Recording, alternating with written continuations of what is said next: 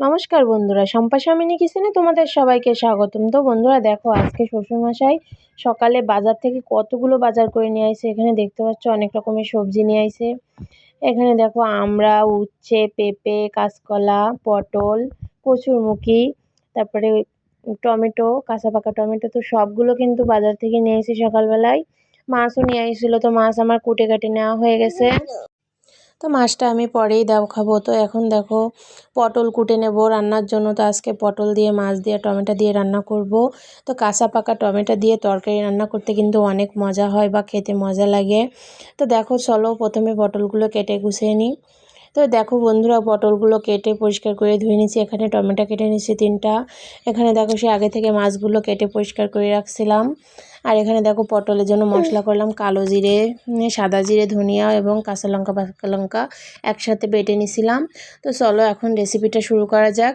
তো দেখো বন্ধুরা, প্রথমে কড়াইতে তেল গরম করতে দিতে হবে, দিয়ে মাছগুলো কিন্তু লাল লাল করে ভেজে নেব। তো সকালের টাটকা বাজার এবং এরকম টাটকা ছোটো ছোটো মাছ দিয়ে তরকারি খেতে কিন্তু অনেক মজা লাগে। তো আজকে গরমের জন্য সিম্পলভাবেই রান্না করব। তো এই সিম্পলভাবে রান্নাটা অবশ্যই দেখবা, দেখার অনুরোধ রইল। ভিডিওটা দেখলে কিন্তু তোমাদের অনেকটা ভালো লাগবে। তো দেখো বন্ধুরা, প্রথমে মাছগুলোকে লাল লাল করে ভেজে নিয়েছি। তো দেখতেই পাচ্ছ, তো প্রথমে মাছের মাথাগুলো ভেজে নিলাম। তো পরবর্তীতে যে মাছের মানে তাগাগুলো আছে সেগুলোকেও ভেজে নেব। তো তেলের ভিতরে ছেড়ে নিলাম সবগুলো, নিয়ে এগুলোকেও লাল লাল করে ভেজে তুলে নেব। তো মাছ ভাজা দেখো বন্ধুরা এগুলোও হয়ে গেছে। তো এখন তুলে নামিয়ে নিচ্ছি। তো এবার দেখো পটলগুলোকে কিন্তু একটু হালকা করে ভেজে নেব। আলু আর পটল একবারে তেলের ভিতরে দিয়ে আমি এখানে ভেজে নেব। তো সব মাছগুলো উঠানোর পরে আলু পটলটা কিন্তু এই তেলেই দিয়ে দেব। তো আলু আর পটলটা এই তেলে দিয়ে কিন্তু আমি হালকা বলতে গেলে ভুল হবে, একটু লাল লাল করে ভাজতে হবে। তো এভাবে রান্না করলে কিন্তু অনেক খেতে ভালো লাগে মাছ দিয়ে। তো তোমরা এভাবে পটল কে কে রান্না করে খেয়েছো আগে অবশ্যই কমেন্ট করে জানিয়ে যেও। তো পটলগুলোকে প্রথমে লাল লাল করে ভেজে নেব দেখো এখানে। তো দেখো এরকমভাবে পটলগুলোকে ভেজে নেব। তো এই পর্যায়ে কিন্তু আমার পটল আলুটা ভাজা হয়ে গেছে। তো এখন আমি নামিয়ে নিচ্ছি। তো এখন সবগুলো পটলকে আমি নামিয়ে নেব।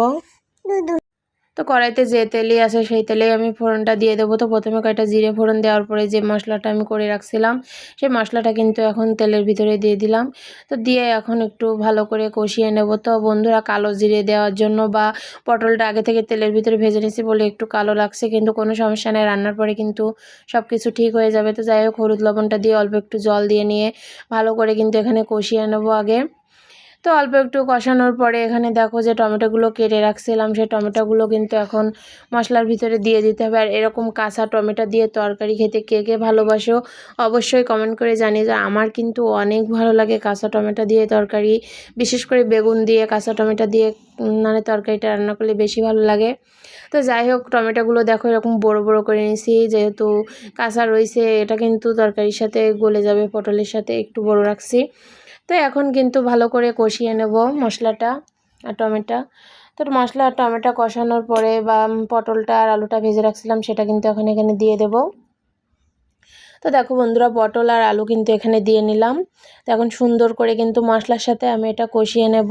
তো আজকের তরকারিটা একটু পাতলা পাতলা রাখবো, যেহেতু মানে গরম পড়তেছে, বেশি গাঢ় তরকারি না খাওয়াই ভালো। তো আমি কিন্তু এখানে আজকে কাঁচা ঝাল ইউজ করছি, এজন্য কালারটা কিন্তু একটু এরকমই আসবে। তো সমস্যা নাই, কাঁচা ঝাল খাওয়া উচিত আমাদের, আসলে বেশি শুকনো ঝাল খাওয়া কিন্তু উচিত না। তো এখন ভালো করে কষিয়ে নেব। দেখো বন্ধুরা, এখানে সুন্দর করে কষিয়ে পরিমাণ মতো জল দিয়ে দেব। তো এভাবে কষানোর পরে এখানে দেখো এখন জল দিয়ে দেব। তো জলটা আমি পরিমাণ মতো দেবো, ঝোলটা একটু বেশি রাখবো, এই জন্য একটু বেশি করে জলটা দিয়ে নেব এখানে। তো জলটা দেওয়ার পরে কিন্তু একটা গামলা দিয়ে এখানে আমি ঢাকা দিয়ে রেখে দেব। তো দেখো একটা গামলা দিয়ে ঢাকা দিয়ে কিন্তু এখানে 10 মিনিট মতন রান্নাটা করে নেব। তো 10 মিনিট পরে আমি গামলাটা খুলে নিচ্ছি এখন। তো বন্ধুরা দেখো, খুলে নেওয়ার পরে এখানে কত সুন্দরভাবে ঝোলটা ফুটে গেছে, তো দেখতেই পাচ্ছ। তো ঝোলটা এই পর্যায়ে ফুটে আসলে এই যে ভাজা মাছগুলো এখন কিন্তু আমি এই ঝোলের ভিতরে দিয়ে দেব। তো সবগুলো মাছ এখন ঝোলের ভিতরে আমি দিয়ে নিলাম, দিয়ে কিন্তু এখানে এখনও 10 মিনিট মতো রান্না করে নেবো। মাছ দেওয়ার পরে ভালো করে ঝোল ফুটে না উঠলে কিন্তু খেতে ভালো লাগে না, মাছ দেওয়ার পরে কিন্তু তরকারিতে একটা স্বাদ চলে আসে। অন্যরকম। তো যাই হোক, মাছগুলো দেওয়ার পরে এখানে ভালো করে রান্না করে নিতে হবে। তো বন্ধুরা, আমার এই ছোট্ট ভিডিওগুলো যদি দেখে তোমাদের ভালো লাগে অবশ্যই লাইক কমেন্ট শেয়ার করতে ভুলবে না। ফেসবুক থেকে দেখলে পেজটা ফলো করে দিও, ইউটিউব থেকে দেখলে চ্যানেলটা সাবস্ক্রাইব করে দিও। তো বন্ধুরা চলো, দেখো এখানে তরকারিটা ফুটে এই পর্যায়ে চলে আসে। তো আমি একটু লবণটা চেক করে নেব আসলে লবণটা হয়েছে কিনা। তো সব কিছু কিন্তু এখানে পারফেক্টভাবে মানে সিদ্ধ হয়ে গেছে। এখন লবণটা চেখে দেখব। তো বন্ধুরা, লবণটা কিন্তু একটু কম ছিল এখানে, তোর জন্য এখানে কিন্তু কিছুটা লবণ আমি এখানে দিয়ে নিলাম। তো দেওয়ার পরে কিন্তু রান্নাটা এখানে আমার কমপ্লিট হয়ে গেছে। তো সব শেষে এখন একটা গামলা দিয়ে কিন্তু তরকারিটা একটু ঢেকে রাখবো, রেখে গ্যাসটা অফ করে রাখলে কিন্তু আমার রান্নাটা এখানে কমপ্লিট হয়ে যাবে। তো এরকম পটল দিয়ে মাছের ঝোল খেতে কে কে পছন্দ করো অবশ্যই কমেন্ট করে জানিয়ে যেও। এরকম গরমের দিনে পটল দিয়ে পাতলা পাতলা করে মাছ দিয়ে খেতে কিন্তু অনেক ভালো লাগে। তো দেখো বন্ধুরা, এখন আমার রেসিপিটা কমপ্লিট হয়ে গেছে। এখানে দেখতেই পাচ্ছ কালারটা কিন্তু আগের মতো নাই, অনেকটা সুন্দর একটা কালার চলে আসছে, দেখতেও কিন্তু অনেক লোভনীয় লাগতেছে। তো এই ভিডিওটা দেখে যদি তোমাদের ভালো লাগে অবশ্যই লাইক কমেন্ট শেয়ার করতে ভুলো না, সবাই আমার পাশে একটু থেকো। তো আজকের মতো ভিডিওটা এই পর্যন্ত। সবাই ভালো থেকো, সুস্থ থেকো, সবাইকে ধন্যবাদ।